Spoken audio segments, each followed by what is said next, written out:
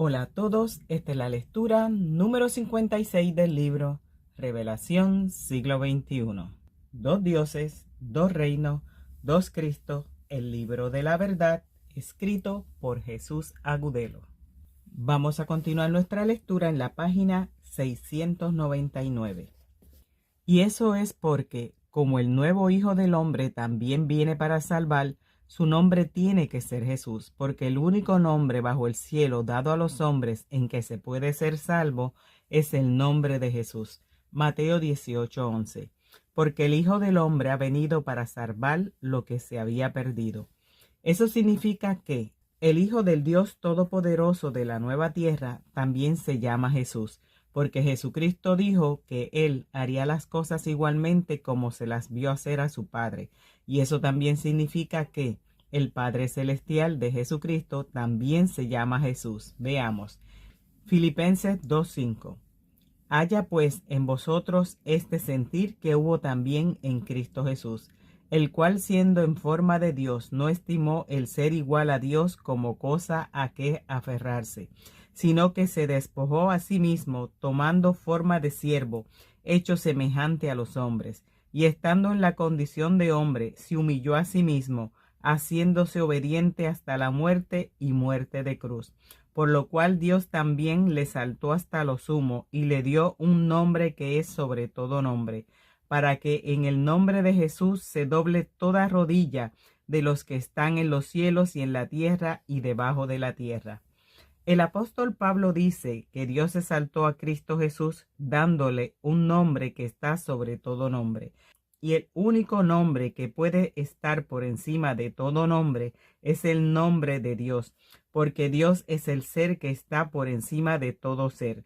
El nombre del Dios de Jesucristo tiene que ser el nombre que está por encima de todo nombre. Además, porque también dice Pablo que ante el nombre de Jesús se doblará toda rodilla de los que están en los cielos y en la tierra y debajo de la tierra. Entonces, si los que están en el cielo se arrodillan ante el nombre de Jesús, es porque el nombre de Jesús es el nombre supremo en el cielo y el supremo del cielo. Es el Dios y Padre que envió a su unigénito Hijo a la primera tierra. Entonces, si Dios le dio a su Hijo el nombre más grande en el cielo, ese nombre no puede ser otro que su propio nombre. O sea, que Dios exaltó a su Hijo dándole su propio nombre para hacer de los dos uno solo. Juan 10:30. Yo y el Padre uno somos. Si Jesucristo y el Padre son uno, uno solo es su nombre Jesús. Juan 17:10. Y todo lo mío es tuyo y lo tuyo mío, y he sido glorificado en ellos. Cuando Jesucristo le dice al Padre que todo lo de él es del Padre, ese todo incluye también su nombre. Por tanto, si todo lo de Jesús es del Padre, el nombre de Jesús también es el nombre del Padre. Juan 14:7. Si me conociereis, también a mi Padre conoceríais, y desde ahora le conocéis y le habéis visto. Si al conocer a Jesús se conoce al Padre, quiere decir que son iguales, y si son iguales, igual es su nombre Jesús. Juan 14:8. Felipe le dijo: Señor, muéstranos al Padre y nos basta. Jesús les dijo: ¿Tanto tiempo hace que estoy con vosotros y no me has conocido, Felipe? Jesucristo dice que Él es el Padre. Entonces, si Jesús es el Padre también es Jesús. Ahora veamos cómo manipulan las palabras de Jesucristo. En la versión Reina Valera 1960 escribieron así este versículo. Juan 17:11. Y ya no estoy en el mundo, mas estos están en el mundo, y yo voy a ti. Padre Santo, a los que me has dado, guárdalos en tu nombre, para que sean uno así como nosotros. Ahora veamos el mismo versículo en la versión actualizada de la misma Reina Valera. Reina Valera actualizada. Juan 17:11. Ya no estoy más en el mundo, pero ellos están en el mundo, y yo voy a ti. Padre Santo, guárdalos en tu nombre que me has dado, para que sean uno, así como nosotros lo somos. El significado de esta traducción es diferente al de la versión anterior. Aquí está clarísimo que el nombre de Jesucristo y el nombre de Dios Padre es igual, Por eso, para conocer la verdad traída por Jesucristo, hay que hacer lo que indicó Jesucristo. Y lo que indicó Jesucristo fue escudriñar las Escrituras. Y escudriñando las enseñanzas de Jesucristo es como se conoce la verdad. Porque las traducciones son susceptibles a manipulaciones. Aquí está la lista de las Biblias que han hecho la traducción correcta. Nueva Versión Internacional 1999. Juan 17:11. Ya no voy a estar por más tiempo en el mundo, pero ellos están todavía en el mundo, y yo vuelvo a ti, Padre Santo. Protégelos con el poder de tu nombre, el nombre que me diste, para que sean uno, lo mismo que nosotros. Biblia de las Américas, Juan 17:11. Ya no estoy en el mundo, pero ellos sí están en el mundo, y yo voy a ti. Padre Santo, guárdalos en tu nombre, el nombre que me has dado, para que sean uno, así como nosotros. Dios habla hoy, Juan 17:11. Yo no voy a seguir en el mundo, pero ellos sí van a seguir en el mundo. Mientras que yo me voy para estar contigo, Padre Santo, cuídalos con el poder de tu nombre, el nombre que me has dado, para que estén completamente unidos como tú y yo. Kadosh israelita mesiánica. Juan 17:11. Ahora ya no estoy más en el mundo, sino que estoy viniendo a ti. Padre Kadosh, guárdalos por el poder de tu nombre, que a mí me has dado, para que ellos sean uno como somos nosotros. La Nueva Biblia Latinoamericana de hoy, 2005. Juan 17:11. Ya no estoy en el mundo, pero ellos sí están en el mundo, y yo voy a ti. Padre Santo, guárdalos en tu nombre, el nombre que me has dado, para que sean uno, así como nosotros somos uno. Traducción del Nuevo Mundo. Juan 17:11. Además, yo ya no estoy en el mundo, pero ellos están en el mundo, y yo voy a ti. Padre Santo, vigílalos por causa de tu propio nombre, que me has dado, para que sean uno, así como lo somos nosotros.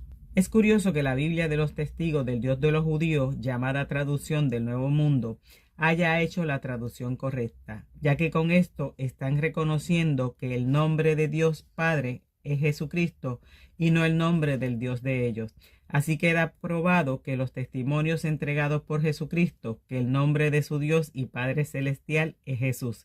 Entonces, cuando Jesucristo pidió a sus discípulos que bautizaran en el nombre del Padre y del Hijo y del Espíritu Santo, estaba pidiendo que bautizaran en el nombre de Jesús. Mateo 28:18. Y Jesús se acercó y les habló diciendo: Toda potestad me es dada en el cielo y en la tierra. Por tanto, id y haced discípulos a todas las naciones, bautizándolos en el nombre del Padre y del Hijo y del Espíritu Santo. Entonces, como el reino de Jesús es el día postrero, entonces el Padre es el Dios todopoderoso del nuevo cielo. El Hijo es el Cordero de la nueva tierra y el Espíritu Santo es el Padre celestial de Jesucristo. El monte de Sión. El nombre del monte de Sión fue copiado por el Dios de los judíos para ponérselo a un monte de tierra que está en las afueras de la nada, Santa Jerusalén terrenal. Y con eso engañaron a los moradores de la tierra, haciéndoles creer que cuando las escrituras hablan del monte de Sión, están hablando de aquel monte de tierra. Cuando las escrituras testifican que el Cordero estaba parado sobre el monte de Sión con los 144,000, se está refiriendo al monte espiritual que se conformará en torno a las enseñanzas de Jesucristo. Apocalipsis 14:1. Después miré, y aquí el Cordero estaba en pie sobre el monte de Sión, y con él 144,000 que tenían el nombre de él y el de su Padre escrito en la frente. Si el Cordero de la nueva tierra estaba en pie sobre el monte de Sión, es porque el monte de Sión es una obra de Dios. Y si el monte de Sión es una obra de Dios, entonces el monte de Sión es un monte espiritual. Por tanto, el monte de Sión será un monte conformado por seres que comparten la misma espiritualidad.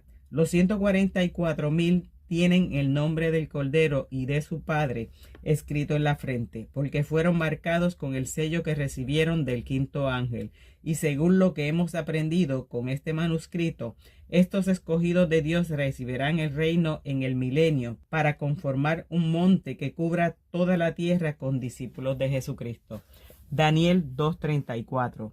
Estabas mirando hasta que una piedra fue cortada, no con mano, e hirió a la imagen en sus pies de hierro y de barro cocido, y lo desmenuzó.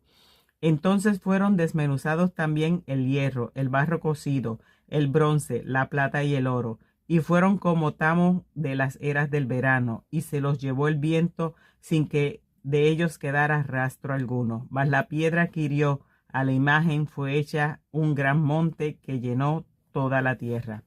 Ya sabemos que la piedra que fue cortada no con mano es el nuevo Hijo del Hombre que viene a la nueva tierra. Y también sabemos que el príncipe Miguel es quien despierta a los 144,000 al ponerles el sello de Dios en sus frentes. Entonces, si con la piedra que fue cortada del monte, no con mano, se despiertan los 144,000 y con ellos se forma un monte que llena toda la tierra, eso significa que el monte que cubrirá toda la tierra es el monte de Sión sobre el que estaba el Cordero con los 144,000.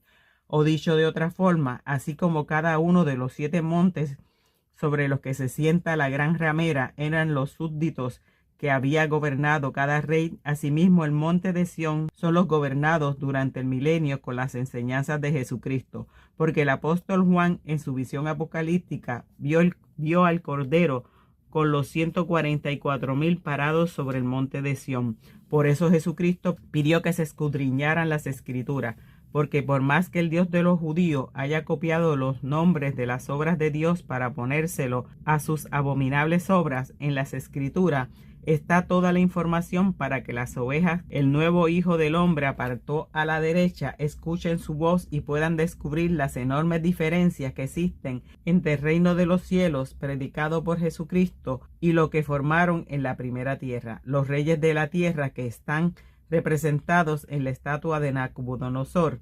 Para los que creen de verdad en las promesas hechas por Jesucristo, es fácil entender que el pueblo elegido por Dios es un pueblo edificado en santidad con las enseñanzas de Jesucristo, no en maldad como fue edificado en crímenes e injusticia el pueblo de Israel en el desierto, por el Dios que adoran en las iglesias cristianas. Jesucristo no solo pidió perdonar a los enemigos, sino que también pidió darles de comer y de beber.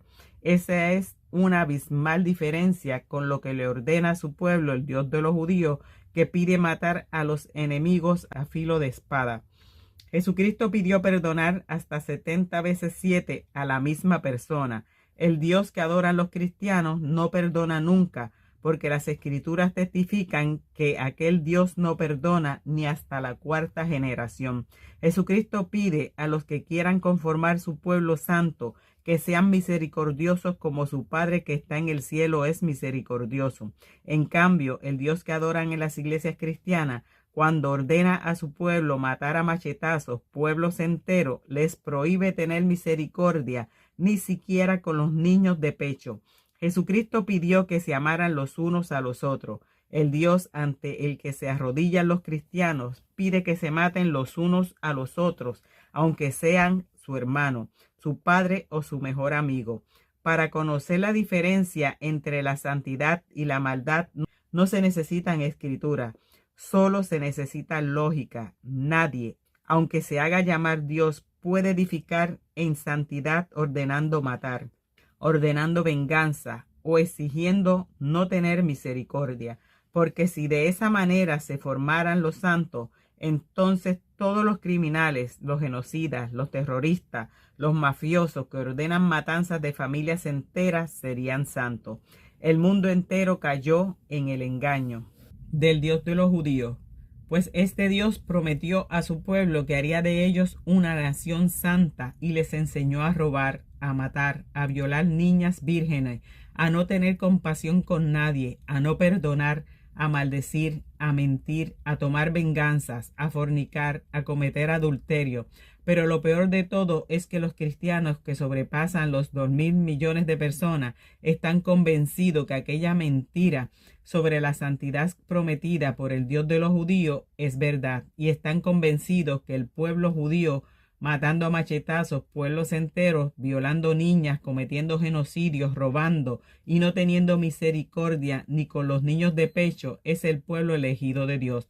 Por eso los cristianos no hacen parte de la descendencia, simiente de Jesucristo, porque los cristianos se arrodillan ante un Dios violento y vengativo que promete devorar con su espada vengadora la carne de sus enemigos. Deuteronomio 32:41.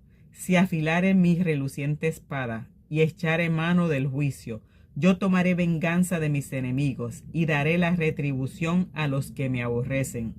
Embriagaré de sangre mis saetas y mi espada devorará carne, en la sangre de los muertos y de los cautivos, en las cabezas de larga cabellera del enemigo. Si los cristianos adoran al Dios de los judíos como Dios, es porque no aprendieron nada de Jesucristo, pues Jesucristo pidió que aprendieran a ser mansos y humildes de corazón como Él. Mateo 11:29. Llevad mi yugo sobre vosotros y aprended de mí, que soy manso y humilde de corazón, y hallaréis descanso para vuestras almas. Jesucristo prometió la heredad de la tierra para los mansos, y a través de este manuscrito hemos aprendido que el milenio será gobernado por los 144,000 que fueron fieles a las enseñanzas de Jesucristo. Eso quiere decir que estos escogidos aprendieron a ser mansos y humildes de corazón como lo pidió Jesucristo. Entonces, estos 144,000 son los mansos que heredarán la tierra en el milenio, porque el milenio será gobernado por los que se hicieron hijos de Dios por medio de Jesucristo. Romanos 8:17. Y si hijos, también herederos, herederos de Dios y coherederos con Cristo. Y si es que padecemos juntamente con Él, para que juntamente con Él seamos glorificados. Estos 144,000, al ser hijos del Padre Celestial de Jesucristo, no solo son mansos, sino que también son pacificadores. Mateo 5:9. Bienaventurados los pacificadores, porque ellos serán llamados hijos de Dios. El reino eterno que empieza en el milenio será gobernado por los hijos de Dios, y estos son el Cordero de la nueva tierra con los 144,000, y todos los que aprendan de estos gobernantes del milenio estarán aprendiendo de la congregación de los primogénitos que están inscritos en los cielos. Hebreos 12:22. Sino que os habéis acercado al monte de Sión, a la ciudad del Dios vivo, Jerusalén la celestial, a la compañía de muchos millares de ángeles, a la congregación de los primogénitos que están inscritos en los cielos, Dios, el juez de todos, a los espíritus de los justos hechos perfectos. Estos versículos están testificando que los que se acercan al monte de Sión se están acercando a la ciudad del Dios vivo, a la Jerusalén celestial, a la compañía de muchos millares de ángeles, a la congregación de los primogénitos que están inscritos en los cielos, a los espíritus de los justos hechos perfectos. Entonces, que nadie piense que el monte de Sión del que se habla en la visión apocalíptica del apóstol Juan es un monte de tierra, porque el monte de Sión es un monte espiritual que será conformado por los fieles a Jesucristo, y sobre aquel santo monte estará el Cordero de la nueva tierra con los 144,000. Apocalipsis 14:1.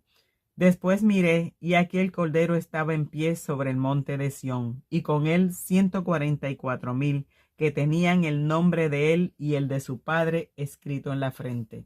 Los 144,000 que volverán en el milenio son los espíritus de los justos hechos perfectos, que volverán a este mundo como sacerdotes de Dios. Con esto queda clarísimo que el monte de Sión del cual se habla en el Nuevo Testamento, Nuevo Pacto, es un monte de piedras vivas que nada tiene en común con el monte de Sión que está ubicado en la Jerusalén terrenal y que es mencionado en el Antiguo Testamento como la ciudad del miserable rey David. Apocalipsis 20:6. Bienaventurado y santo es el que tiene parte en la primera resurrección. La segunda muerte no tiene potestad sobre esto, sino que serán sacerdotes de Dios y de Cristo, y reinarán con él 1000 años. Si a usted que lee le quedó claro con este manuscrito que las escrituras hablan de dos dioses contrarios, de dos Cristos contrarios, de dos pueblos judíos contrarios, dos reinos, dos Adanes, dos simientes, dos montes de Sión, dos muros, dos Jerusalén, dos Elías, dos árboles de la vida, entonces yo que escribo también le puedo adelantar que las escrituras dan testimonio de dos creaciones, dos paraísos, dos diluvios, dos Noé, dos Abraham, dos David, dos Jacob y algunos otros más, porque el Dios de los judíos, para levantarse contra todo lo que tiene que ver con Dios y para oponerse a Dios, copió los nombres de las obras de Dios y todas las cosas de Dios, e hizo cosas contrarias a las de Dios, y les puso el mismo nombre de las cosas de Dios, y con eso consiguió engañar a los hombres para que hicieran todo lo contrario a lo que pide Dios. Y por eso el Dios de los judíos formó en crímenes, robos e injusticias a sus dos testigos, Moisés y Elías. Con eso el Dios de los judíos hizo una imitación perversa de los dos testigos que enviaría Dios. Eso significa que en las escrituras también existen dos testigos. Los primeros que descubrieron en este manuscrito son los dos testigos del Dios de los judíos, y los que descubrimos ahora son los dos testigos de Dios, la bestia que sube del abismo. Según lo que cuenta el apóstol Juan en su visión apocalíptica, la bestia que sube del abismo hizo guerra contra los dos testigos de Dios y los mató. Veamos, Apocalipsis 11:3. Y daré a mis dos testigos que profeticen por 1260 días, vestidos de cilicio. Estos tienen poder para cerrar el cielo, a fin de que no llueva en los días de su profecía, y tienen poder sobre las aguas para convertirlas en sangre, y para herir la tierra con toda plaga, cuantas veces quieran. Cuando hayan acabado su testimonio, la bestia que sube del abismo hará guerra contra ellos, y los vencerá y los matará. Para poder saber cuál es la bestia que sube del abismo, primero hay que tener claro cuál es el abismo. Apocalipsis 9:1. El quinto ángel tocó la trompeta y vio una estrella que cayó del cielo a la tierra, y se le dio la llave del pozo del abismo. Ya sabemos que las estrellas son los ángeles que envía Jesucristo. Entonces, lo que cayó del cielo a la tierra, cuando el quinto ángel habló, fue un ángel, y a este ángel le dieron la llave del pozo del abismo. Sigamos. Apocalipsis 9:2. Y abrió el pozo del abismo, y subió humo del pozo como humo de un gran horno, y se oscureció el sol y el aire por el humo del pozo. Y del humo salieron langostas sobre la tierra, y se les dio poder, como tienen poder los escorpiones de la tierra. Cuando el ángel abre el pozo del abismo, además de salir humo, también salen langostas sobre la tierra. Eso significa que el pozo del abismo está en la tierra. Y como usted que lee y yo que escribo, ya sabemos cuáles son las langostas con el poder que tienen los escorpiones. Entonces podemos comprender que el pozo del abismo es el pozo podrido donde están amangulados todos los predicadores de la repugnante era cristiana, incluidos obviamente los pedófilos de la abominable Iglesia Católica. Por tanto, si este inmundo pozo de hacedores de maldad está en la primera tierra, entonces se puede dar por hecho que el abismo es la primera tierra. Ahora, teniendo claro que la tierra es el abismo, entonces ya podemos comprender que la bestia que sube del abismo es la bestia que subió de la tierra. Apocalipsis 13:11. Después vi otra bestia que subía de la tierra y tenía 2 cuernos semejantes a los de un cordero, pero hablaba como dragón. Esto significa que la bestia que sube del abismo es la segunda bestia que heredó el trono de la primera bestia, o, dicho de otra forma, Satanás, el hijo y heredero del Dios de los judíos que heredó el trono de la bestia.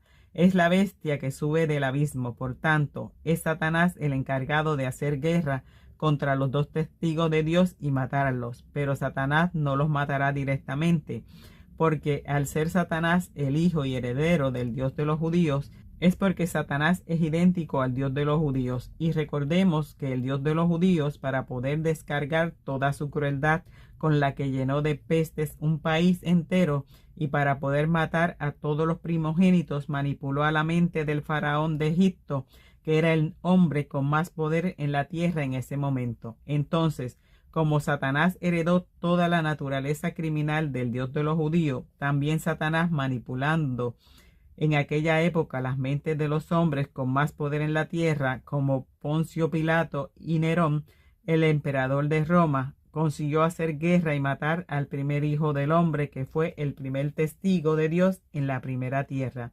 Y también hizo matar al segundo hijo del hombre, que será el otro testigo de Dios en la nueva tierra. Todas las cosas del Dios de los judíos son materiales y todas las cosas del Dios y Padre Celestial de Jesucristo son espirituales.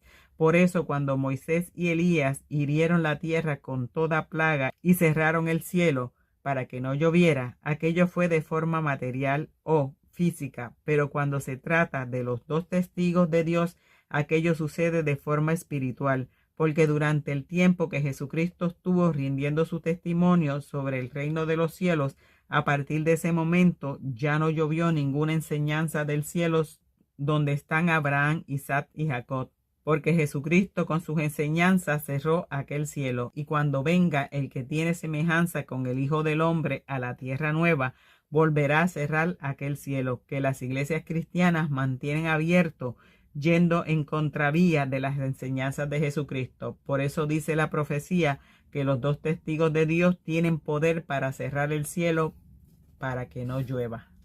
Apocalipsis 13:6. Estos tienen poder para cerrar el cielo a fin que no llueva en los días de su profecía. Cuando la verdad traída por Jesucristo sea restaurada en el milenio, la tierra será herida con las plagas postreras que traen los 7 ángeles. Pero estas son plagas espirituales. Por eso, mientras Moisés y Elías mataron físicamente a los moradores de la tierra durante el tiempo de sus ministerios, los dos testigos de Dios matarán de forma espiritual a los que no adoran en el templo de Dios, y también por eso Elías incineró a cientos de soldados con el fuego que hacía descender del cielo.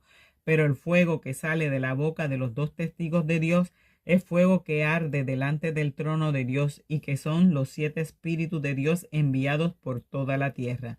Por tanto, las muertes generadas con el fuego que sale de la boca de los dos testigos de Dios serán muertes espirituales. Apocalipsis 11:5. Si alguno quiera dañarlos, sale fuego de la boca de ellos y devora a sus enemigos. Y si alguno quiere hacerles daño, debe morir él de la misma manera. Entonces, cuando la profecía dice que la bestia que sube del abismo hará guerra contra los dos testigos y los vencerá y los matará, lo que está contando la Escritura es que Satanás, el hijo del Dios de los judíos, hará guerra contra los dos testigos del Evangelio eterno, manipulando las mentes de los gobernantes que ordenaron sus crucifixiones. Por eso los vencerá y los matará.